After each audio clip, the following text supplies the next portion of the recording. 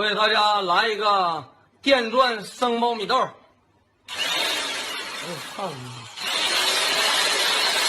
哎呀，哎呀 Damn!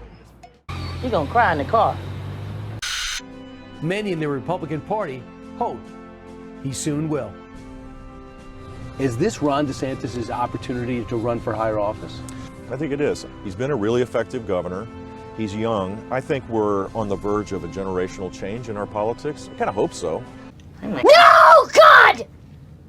No, God, please, no! No! No! No! Hey guys, it's Sydney again, and I'm just super pissed that we're in another Black History Month without reparations for Black people. Like, I seriously need that check. I cannot work for white people. Like, they like trigger me, and I have so much generational trauma that I can't be around them. Even though my dad immigrated from Jamaica and my mom's white, like, I can feel it in my bones that my ancestors were slaves. We're literally owed millions. You'll get no sympathy from me. You want sympathy? Look at the dictionary between shit and syphilis.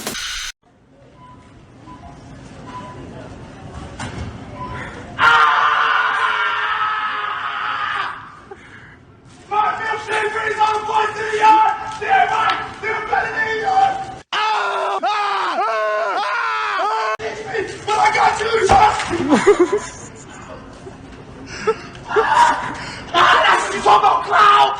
All day long! Bitch! Fucking talking about! Stop it. Get some help. Hey, so the movie goes like this. The biggest drug cartels in the world get together and buy up all the media and all the politicians and force all the people in the world to stay locked in their homes, and people can only come out if they take the cartel's drugs and keep taking them over and over. I threw the script away. I mean, who is gonna believe that crazy idea? Brilliant! Brilliant! Solve it or spin it or... But do something quickly. Don't I'll spin it. Okay. Okay, what letter for you? I'll go with a G. I like the structural path we're on here. As long as we help Ukraine with the weapons they need and the economic support, they will fight to the last person. What the fuck did you just say? They will fight to the last person. What an asshole! The Russians protested NATO expansion from the get-go. The first tranche took place in 1999. The second tranche of expansion took place in 2004, right? The Russians screamed bloody murder both times. We didn't care. We just shoved it down their throat. They were weak. And when they're weak, you can do that. 1999, we succeeded. 2004, we succeeded. And then in 2008, we said, we're going to bring Georgia and Ukraine into NATO. The Russians made it very clear, you're not going to do that. You're not going to do that. We're going to resist. And if we have to, we'll destroy Ukraine. This was clear a long time ago. What did we do? We doubled down. We just kept pushing and pushing and pushing. You don't have to go to hell. You're in hell. This is hell. This is hell. This is hell. Because democracy basically means government by the people, of the people, for the people. But the people are retarded. Then strangled them, and finally dismembered their bodies. Right. Then do available. And homelessness and all that. And now, the voice you've been waiting for. There is a secret song at the center of the world, and its sound is like razors through flesh. I'm here to turn up the volume.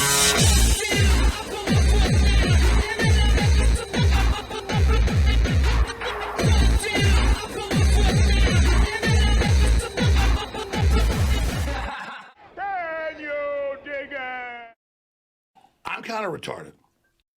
Well, at a time like this, when we're facing possible nuclear annihilation and eventual global enslavement under a neo-feudalistic serfdom, it's important to take time to laugh at the funnier things in life. A little bit of comic relief. There's a reason why gallows humor became a thing, and boy was this week rife with some comic relief. Well, first off, we had this lady who was apparently a fashion designer from Tanzania. She said, yeah, you know, I lost my luggage back in 2016, and then I start seeing this weird-ass bald motherfucker wearing all my shit on his social media. And what do you know? It turns out it was the same jackass that got busted stealing fucking luggage at LAX. You know, the one who was put in charge of nuclear waste disposal in the President Poopy Pants administration. Apparently he's had some sticky fingers for quite a while. And this is kind of perfect because it's not like this is some shit that you could get at any Sears or even like Prada or Gucci, where there's a whole lot of them out there. I mean, these are designs that this woman made personally. There's not a whole lot of them out there for you to have any kind of plausible deniability.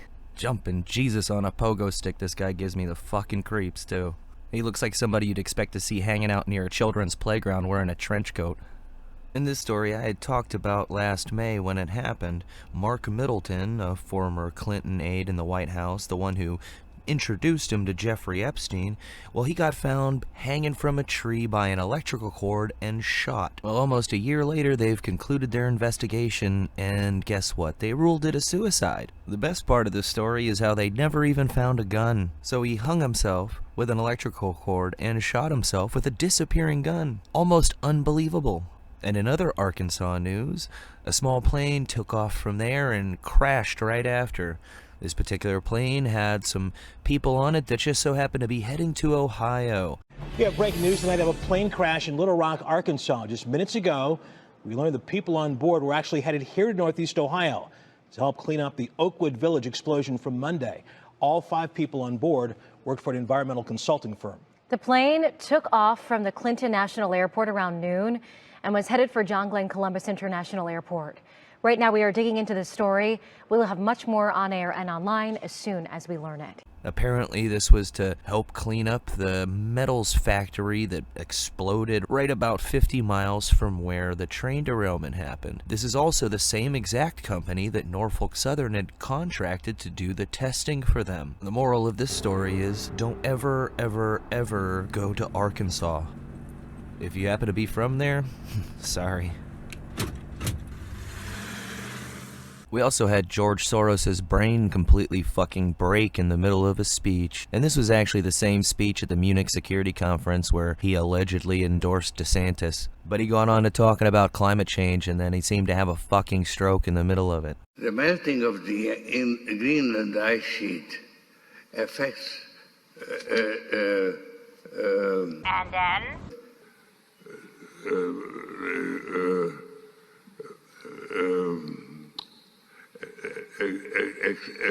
Acid. And then?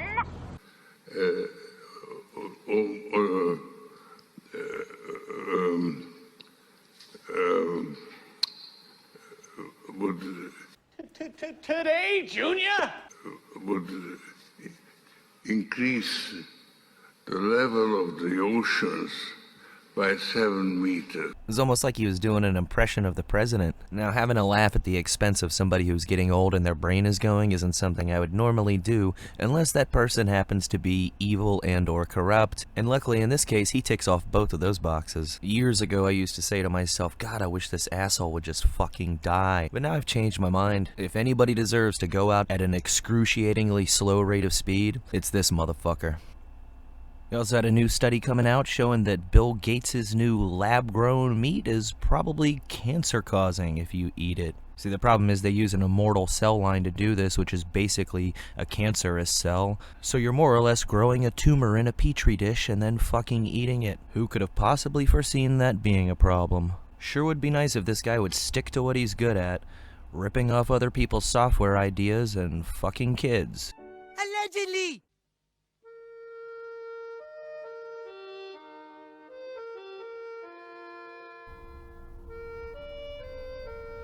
Please, consider liking, subscribing, sharing this video, or leaving a comment. Because every time you do nothing, Vladimir Putin will shoot another puppy. And we also had the grand jury foreperson do a little media tour from the Georgia case trying to indict Trump and a bunch of other people involved with him, after the judge said that he didn't want a bunch of this stuff to be publicly available yet. She decided to go on CNN and MSNBC and all these places anyway. And once you hear her talk, it's easy to see why. Is it, would you say, when it comes to, there are indictments recommended, of course. Is it more than 12 people? Is it more than 20 people? Because she's a half-wit. I think if you look at the page numbers of the report, there's about 6 pages in the middle that got cut out. Allow for spacing. It's not a short list. Not a short list. More, I mean, when it comes to 7... If this is, in fact, the jury foreperson and this isn't some kind of epic fucking troll, then she has to be an adult. You have to be an adult to serve on a grand jury. So why does she look, act, and talk like she's 10 years old? Did you personally want to hear from the former president? I wanted to hear from the former president, but honestly, I kind of wanted to subpoena the former president because I got to swear everybody in. And so I thought it'd be really cool to get 60 seconds with President Trump of me looking at him and being like, do you solemnly swear? And me getting to swear him in. I kind of just thought that would be an awesome moment.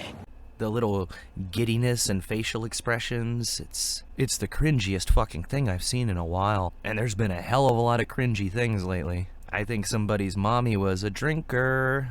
And with her going on TV and running her mouth all over the place, the whole case might be in jeopardy now. The thing I find most shocking about all this is that out of all of this grand jury, they decided amongst themselves that she would be the best representation of them as jury foreperson. They must have had some real winners in that room. I could just imagine the kind of phone calls she was getting after doing this. You stupid bitch. And there's been a few of these lately, hasn't there? What is it with all these brain-dead looking chicks that keep getting thrown into the forefront of media? No wonder some people think all white people are fucking retarded.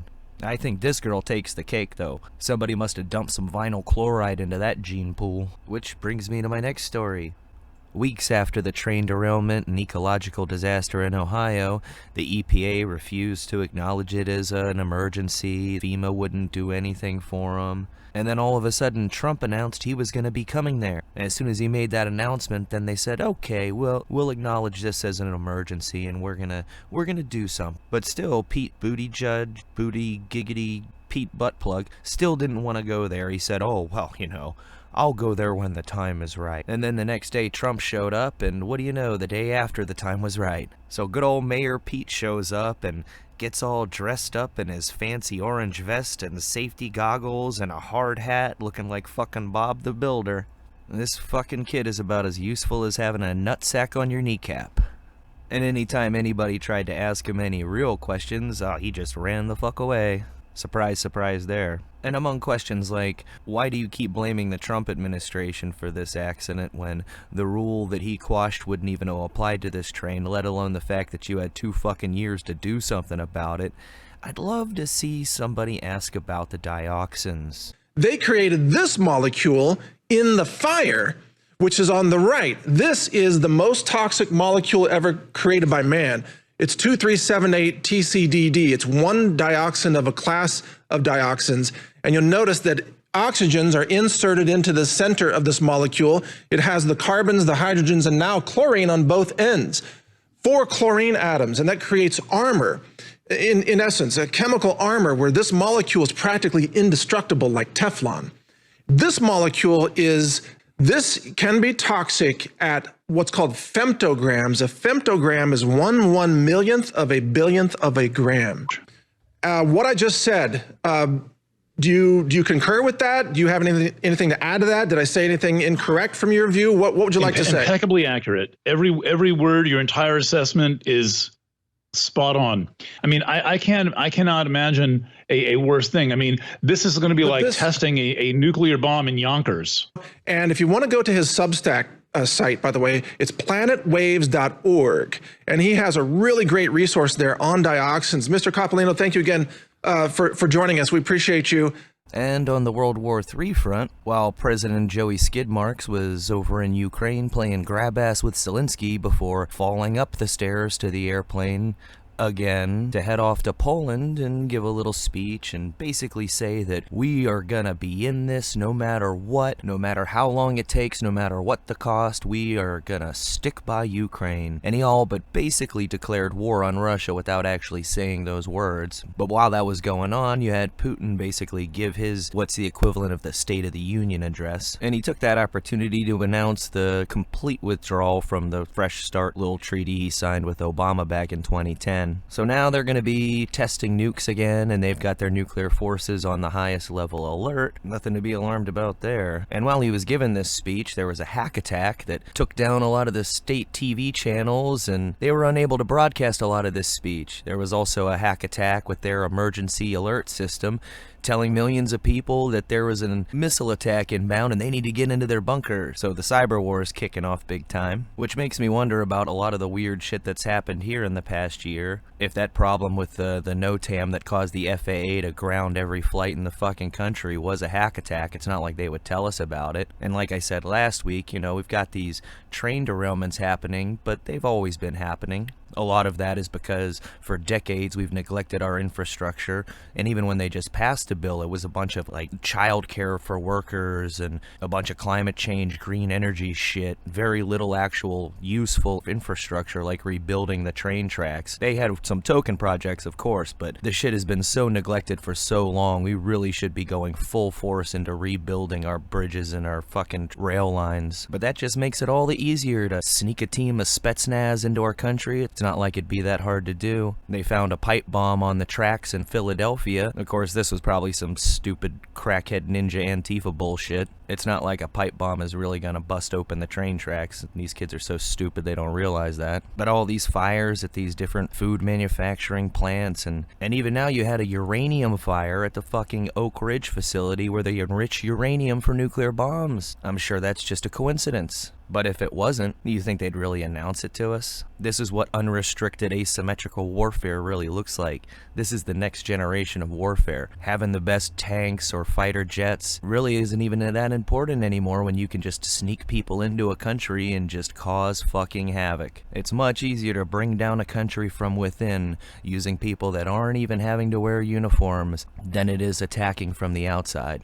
And on the hot battlefield, things are still heating up. Now you've got Poland putting anti-tank barricades, these little hedgehogs, on the border with Belarus and Kaliningrad. And now Moldova's getting sucked into this. They've got a little breakaway area, kind of like what the eastern Ukraine was, where they said, no, we're Russian, we don't want to be part of your shit. And there's this little strip called Transnistria, right between Ukraine and Moldova, which is sort of a breakaway region. So now you've got the Moldovans saying that they want to go in and demilitarize that, and Russia responded by saying they no longer recognize the sovereignty of Moldova. And there's a big ass ammo dump in this little strip of land that both sides want because they both use the same fucking ammo. And on Thursday, they had a UN General Assembly emergency session, have a vote on this resolution saying that Russia's just a big asshole and they need to pack up and go home and pay reparations to Ukraine for all the damage done, and a whole bunch of people need to suffer the consequences of this brutal and barbaric invasion of a sovereign country's territorial integrity. And all these different members from different countries had their representatives stand up and give a 5 to 10 minute speech, all saying the same shit. Well, almost all of them. I didn't hear every country talk. I was hoping to catch a representative from Iraq because, well, I mean, I know I wasn't going to hear what I wanted to hear. I'd love to hear the Iraqi representative stand up and say something like, you motherfuckers disgust me. 20 years ago, our territorial sovereignty was invaded, a completely unprovoked and brutal war where they destroyed civilian infrastructure,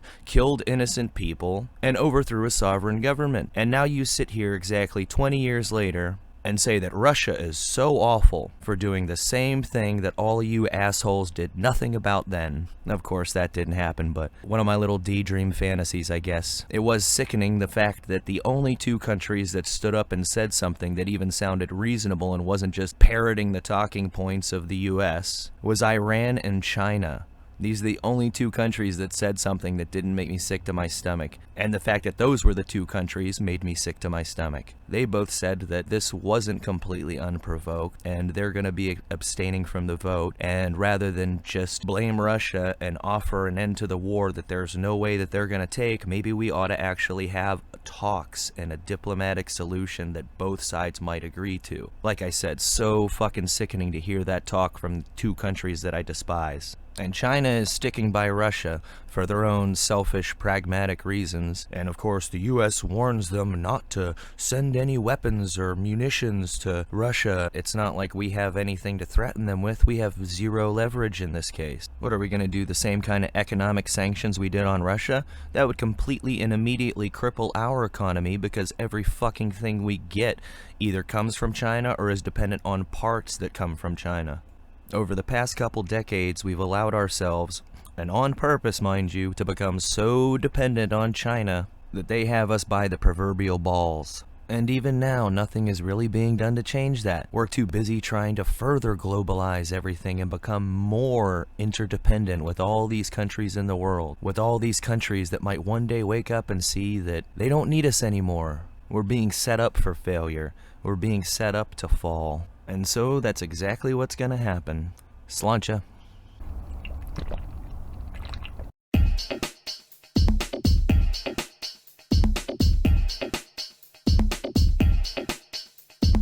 All I have in this world is my thoughts and my words, and I don't break them for no one. You understand? So say good night to the bad guy. Say good night to the bad guy.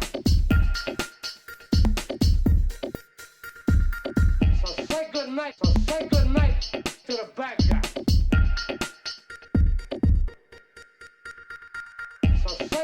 So say good night to the bad guy.